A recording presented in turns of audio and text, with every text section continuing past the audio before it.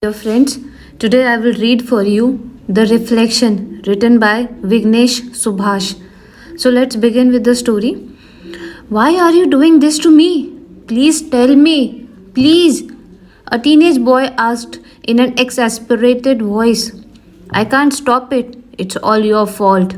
As the man with a gun pointing in the boy's head told in a dreadful voice. The ringing sound of the alarm filled the room and makes him wake from his dream. Then he presses the alarm button and stared the time in the clock. It was 5:30 a.m. in the morning.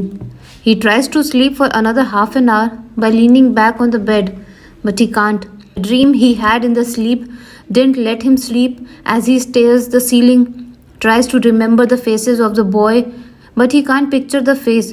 So he spent the remaining hours by staring the ceiling, thinking why he had such a dream. Why the man tried to kill a boy? Is a cold-hearted person or an amateur thief? His thoughts bounded from here and there like a small rubber ball. As the time passes to 7 a.m. in the morning, his wife Sandra wakes up and notices him and asks, What happened, Michael? Did something happen in the office? You seem little worried. Michael leaned over to the other side of the side and planted a small kiss on his wife's cheek and said, Nothing, it's just a bad dream. You don't need to worry, my darling. Both of them get up from the bed and started to do the daily course. Michael is an accountant in a financial firm. Sandra works as a nurse in the gynecology clinic nearby, and their son, Jerome, not a very bright one in high school.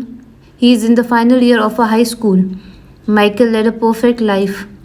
The regular long stressful day ends and everyone had returned from their work to home. After returning from the work, Michael got freshened up and goes to the study room to finish the book, The Stranger I Married, that he was reading for the past 5 days.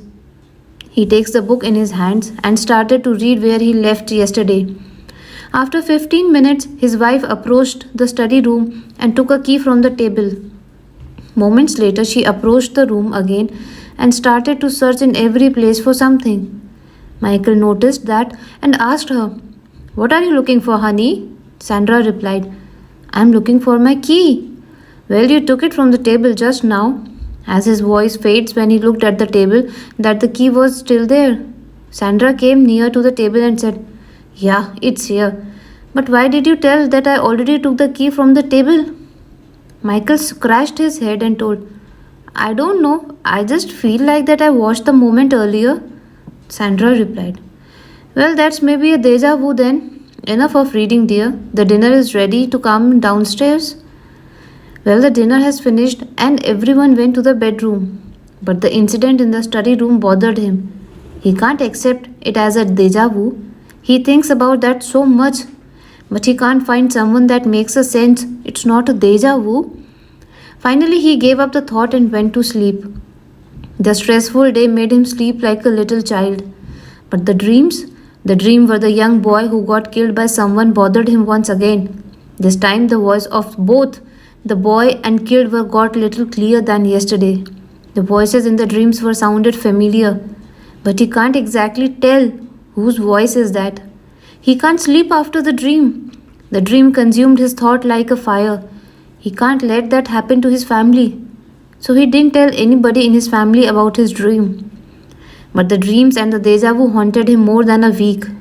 In the morning, his days were full of deja vus. In the night, the dream didn't let him sleep. But in the dream, the boy's face got a little clear every day. It is like the clouds are staring away to reveal the sky. Finally, one day, the boy's face got fully cleared in the dream, and Michael was shocked after seeing the face. Now, the haunting of dreams and deja vu were over, but his mind was filled by the face of the boy. After 3 days, Sandra got struck in the clinic more than the regular time. When she got home, she found Michael sitting on the sofa and said, How was your day, darling? Her voice faded when she noticed his hand full of blood with a gun. Michael stared at her and said, Come here, my darling. I need to tell you something. Sandra sat near him on the sofa, full of tears in both eyes. Michael places the gun on the table and held her hands and said, Darling, do you remember the dream about a boy that I told you 10 days ago? You even asked me that is this is the first time or you experienced it before? I also denied that this is the first time, but it is not. I experienced something like that in the age of 12, where I used to see a man who was burned down to death. I told about that to my mom and dad, but they tried to console me. It was just a dream. After 1 week from the first day of dream, my father was burned down to death in front of my eyes by his friend for some business problem. That incident affected me so much that I didn't sleep for several days. Then my mom admitted me to a psychiatric hospital. I spent there nearly 2 years of my life to overcome the depression from the incident. After that, I didn't even get a single dream in my sleep. But again, I was disturbed by such dreams 10 days ago. First, I thought it was a regular dream, but it keeps coming daily.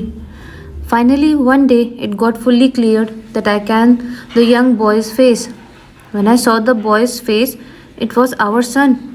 I don't even know what I was going to do next. But I made one thing clear to myself that I am not going to fail this time as I failed in my father's life. So I followed him past 3 days to protect him from everyone. Sandra replied to him, so what did you do? Whom did you kill? Who tries to kill our son? Tell me, Michael. Please tell me. Michael left her hand and took a deep breath and said, it's me. I am the one who killed our son Jerome. Sandra was shell shocked after hearing that from Michael and said, why, Michael? Why did you do that to our son? Michael replied, I followed him like a shadow for past 3 days. In these days, I saw him speaking to a small girl, maybe 12 or 13 years old. He spoke to her in a threatening way. He repeated this daily. So I questioned the girl after he went in. First, she hesitated when I told her that I was his father. She began to hit me and broke down in my hands with eyes full of tears. I consoled her that she can tell me anything. Then she told me everything. After hearing everything, I got angry and I told her I will check his laptop. If I didn't find anything, it will be a miserable day, little girl.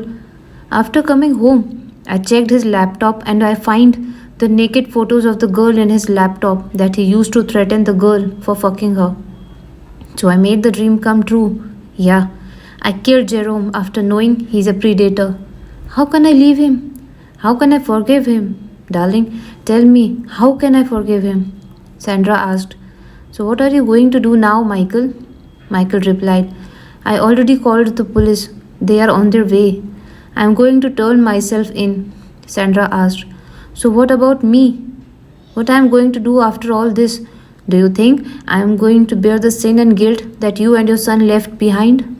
No, Michael is not ready for that. You would have to think about me before killing our son. So she takes the gun in the table and shot herself in head. After seeing this, Michael smiled and said, so now you also left me here all alone, isn't it? But I am going to finish myself, darling. I am not that coward to do such things. I will meet you soon in the heaven, darling. So friends, this is the end of the story. Please stay tuned for the next story.